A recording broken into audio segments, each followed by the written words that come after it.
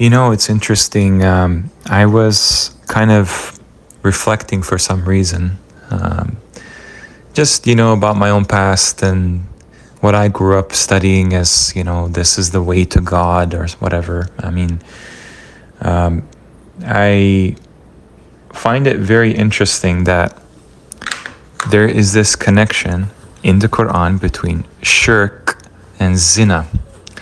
And clearly, the filth is associated with that as well, because the word najis, something that is impure and filthy, rotten, and just disgusting, abhorrent, that's only used one time in association with the mushrikeen, the idolaters, the associators with Allah. And it's interesting that that's exactly the vibe I get when it comes to basically the whole Eastern kind of approach to everything. Because it's almost like in the West, and I'm just thinking out loud at the moment, but in the West, it's like they have a very sophisticated way of, gaining hearts and minds to the cults of the West and their religions and all their iterations. They really make it so beautiful and so just amazing and heartwarming. They play on your emotions very well. And that's why the word Yahud, if you look at the root hawada, it's related to calming, like a lullaby, and lulling the masses into a false sense of security, because that's what's needed here. However, in the East, the word Nasara, they're led by people, even the word for Yahud, like Ah'baar, Habara, that means to make happy, to make glad in the dictionaries. It goes hand in hand with that. But the other side of the equation in the East, the Nasara, and their lords called Ruhban. Rahab means like terrorizing, and like they're basically like separatists. Their whole mission in life is to create some kind of a schism, a really kind of harsh connection there. It's kind of based on most of the people adhering to those religions as kind of impoverished and suffering in the name of God, and the whole grave worship, ancestor worship. But anyway, I find it interesting that I could never possibly go into any of these mosques, temples, gurdwaras, or churches or monasteries. That's definitely not mentioned in the Quran as such. But imagine going in there and seeing this colorful ugliness. I mean, you can tell right away, like when you see the whole idols and the various like colors, it's just very tacky, very kitsch, and just the aesthetics are kind of wild. And it makes sense that this is done through the disgusting, filthy mindset of shirk. Nobody can argue that shirk is ugly. It's very distasteful. And what follows is a people who engage in that, who tolerate that and uphold that, they become disgusting themselves. It's nothing to do with the people, how Allah designed them. It's about the behavior, what they tend towards. So it's just not a coincidence at all. The whole monastic practice, basically the majority of it, is all Eastern. And you can totally see how that emerges over time, because these people, their leaders, their priests and rabbis and imams and gurus and stuff, they're all about saving face and making like a name for themselves by just outward piety. It's so obvious. So they create this monastic thing, even though everybody knows they're like PDF files, and they just hide this is tendency to zina through this constant excuses for shirk. Like when I was younger, I remember the odd times. I mean, basically that most of those people are like atheists in a sense, because these rituals divorce their understanding from where all this comes from. There's no why. There's no asking how did this arise? They just given BS explanations for everything. But I remember when I was a kid, we would just, my parents would take me to the Orthodox church. It was a really big one, and everyone would go there, flooding really the whole chapel or church or whatever on Easter or Christmas or even like the saint days, right? Because there's like no end to the saints and satans that they can come up with and put pictures in their houses of these things. And the very first thing you get this very odd vibe. Okay, first of all, you get the incense. And really, I don't have a problem with any of these things by themselves. It's neutral, but it's like, okay, if you want to create this incense because it's like you're kind of purifying in your mind in the appearance of it for these gods, then okay, fine, that's bad. But the first thing you see is literally just a business, because you go to the left and the right, and they have these, at least in the Orthodox Church, this really somber, kind of grave-like, very depressing. Some people would find this beautiful, but it's very depressing. I mean, if you're a child, especially if you're an adult, and you have these candles, and you're like, okay, what's this? You just pay $2-3 here and there per candle. It's like, may as well just, bring your credit card or debit card at that point. And then what's interesting too is you light these candles for your ancestors, to protect your family, to honor your dead, and there's no limit. You just find whatever space you want, you stick it in the sand, and you make the sign of the cross, whatever, name of the Son, the Father, blah blah blah blah blah. Then you proceed downwards on this carpet, and it leads to a picture, and this picture is elevated above. You kind of have to lean over to kiss it, and that's exactly what you do. You're kind of, the tradition is you go in and you kiss this picture that has what they claim to be Mary with the baby Christ. And clearly, I would see that as literally just completely not Maryam or Ibn Maryam, Isa whatsoever. That is something that's not even humans portrayed there, in my opinion. It's not unlike the Black Madonna thing that they have in the Catholic Church. But anyway, people do that, and it's kind of amazing, this habit of kissing the black stone, kissing the icons. That's really what you can call, Islam, maybe icons or idols or whatever. And people even put money on there as well. And then, of course, they split the men and the women. There's nowhere to sit, obviously. You're standing for God. Fine. No problem. I mean, I guess if you're elderly, they have a few seats for you. And then the whole thing is like a cappella choir that just sung in the back. It's all just music to make you cry. Just make you cry and cry and grieve and grieve and grieve. I mean, I can imagine, maybe I should do a separate recording for Shia Islam. It's kind of an oxymoron, but that's all grieving. It's literally grieving. I really wonder where this grieving comes from. Definitely in the Quran, there is some kind of connection to weeping, but I would argue that's not just any old weeping that has nothing to do with triggering tears when you pray. I think that's something far more elevated than these ridiculous practices. But anyway, these crocodile tears are provoked by the atmosphere, by the ambience, the environment of the place. So you're just kind of held hostage, standing for maybe an hour and a half, as the great rabbi comes in. He kind of jingles around his water with his vapors. And I mean, if you want to argue that Bukhari has nothing to do with jinn or incense, that's literally what it's called. That's incense, water vapor. It's like this holy thing, this smoke, And when you go and listen to what's going on, you can't understand anything because it's in a language that's old. It's like a really old dialect of Slavic.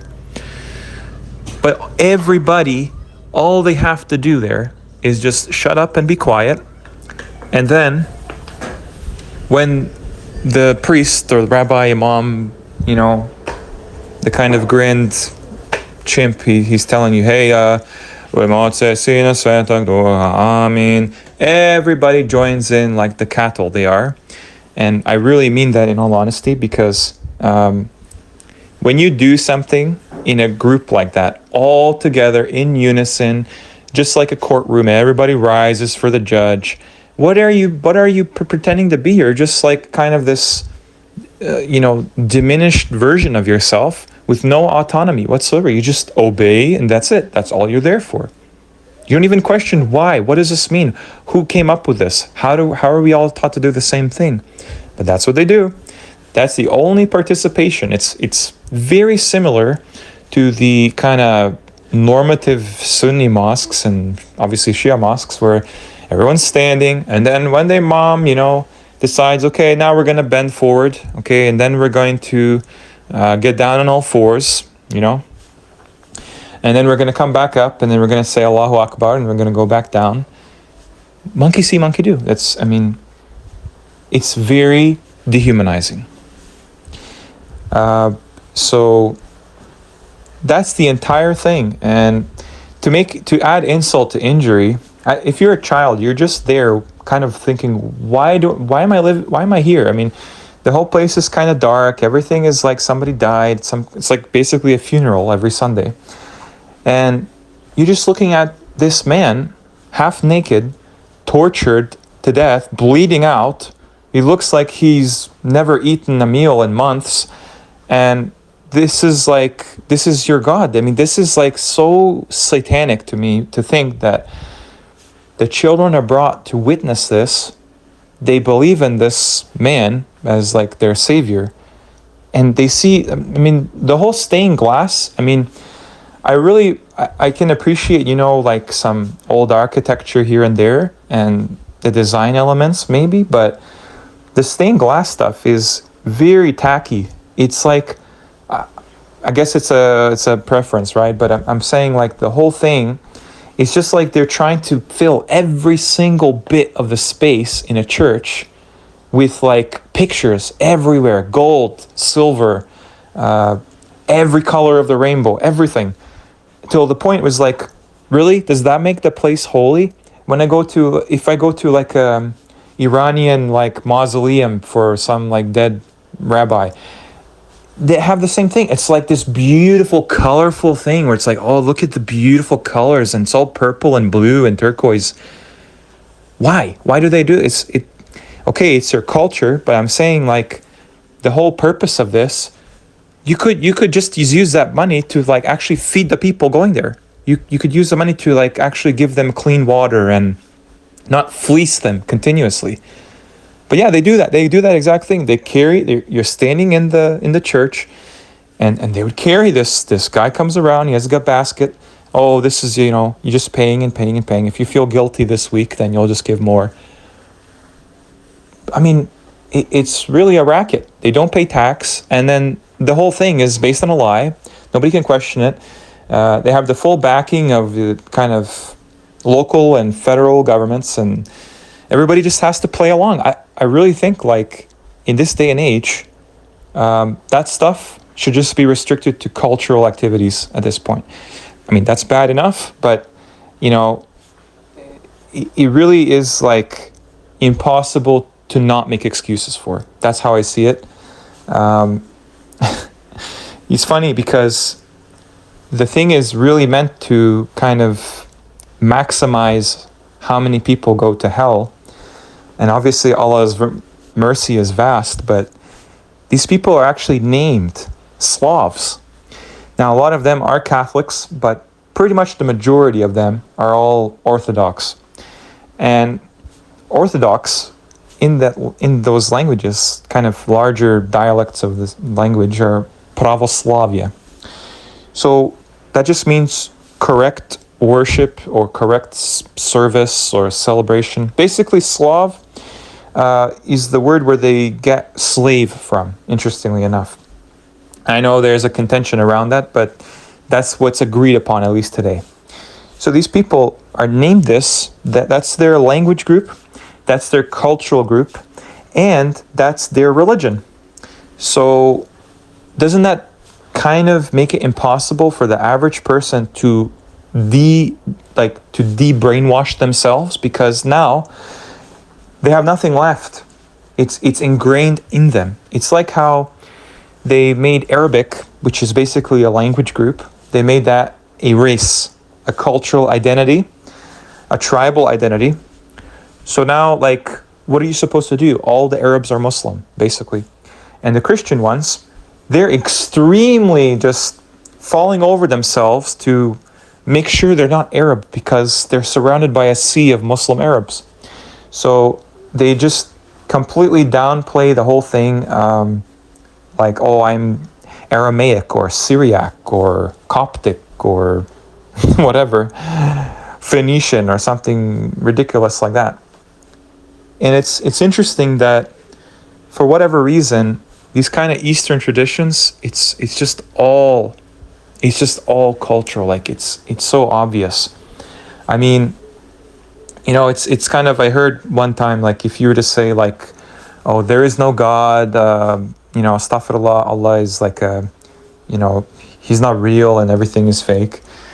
If you said that in the mosque, you probably wouldn't, you know, you wouldn't get much. They say, oh, may Allah guide this brother and help him, he's confused and whatnot. If you were to say that about the hadith Muhammad, they kill you.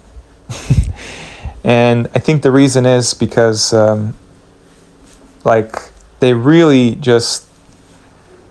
can't separate anything that they've been taught and inherited as a tradition, which nobody really thinks, where did we get this? How did we do this for hundreds of years and not go extinct? But they can't divorce that from the Quran. And I could foresee a future where they will kind of see that the next generation, the younger people today, they're not actually going to be like, they're not actually going to be teaching this to their kids, if they have kids at all, if they even get married at all. So the only way to salvage these institutions really is for them to make these alliances and say, okay, like, we have a common interest, right? So the kind of, it's kind of like a really, like, this is in the political agenda too, but the whole like perennialist idea is like, it really is kind of a cope that these practices are really going extinct, because they don't have any validity to them, really. It just happen to be followed by a lot of people. That's all it is. It's just held up by the majority. But when the next generations, if there are any, they don't see the value of that anymore, then they're going to have to maybe pool all their resources and create some kind of new thing where it's syncretized, you know, Orthodox Church in Russia supporting the Arab Muslims and Shia Muslims in Iran or whatever, and the Catholics and whatever. I mean, Europe is a really good example, kind of a litmus test to see that basically nobody even goes to church at all. And I think maybe the revival from that will be something like very different. Just like how there's kind of a conservative uprising, I would say, in many parts of the world. But yeah, I don't know. I just, the whole point of this recording is really just to ramble on about this claim that somehow it's holy to have all of this like facade of piety in these houses of worship, allegedly. And it's interesting. Does anyone actually like define what worship involves? I mean, okay, I get it. Like, you remember God and you have a consciousness of God, and you align your emotions, I guess, and you participate in these rituals and stuff. But what does worship really entail? Because from the standpoint of just observation, you're not really doing anything. I mean, no, you're not. You're just, okay, you're mindful of your creator, but what are you really doing? You're just kind of going with the herd, whatever they do. It kind of doesn't make sense. Like Wouldn't it be more practical to like actually contribute something? You yourself, individually, somehow. No. Why would you do that? Because everything's already laid out for you. Everything's been figured out. We know all the narrators. We know their life and their histories, and we have the whole like explanation of the Quran. And the Bible has been validated by generations of church fathers or whatever. So there's nothing for you to do. You just have to sit down, shut up, and do what we say. Okay, so how is that worship? That's an affront to the Creator, because He created you to think, He created you to do something with your life. And it's amazing that this option is only allowed by this system for people that have no faith whatsoever in anything beyond this world. But the ones that somehow maintain something is out there, they're just told to do nothing and just continue to be like sheep. They even call themselves sheep, funny enough. And that just makes perfect sense. Like, there's no accident to that. Here in the West, where anything goes, pretty much, they tell you, yeah, be yourself, be your own person, and love yourself, and, blah, blah, blah. But they never actually give you something real as a choice, ever. However, in the other places in the world, they constantly tell you, like, deny who you are, don't be a human, humans suck, humans are sinful, blah, blah, blah, blah. And here is what it's all about. You just have to be a slave and just enjoy, everything we teach you blindly. Yeah. I'm not gonna go to that. That's shirk.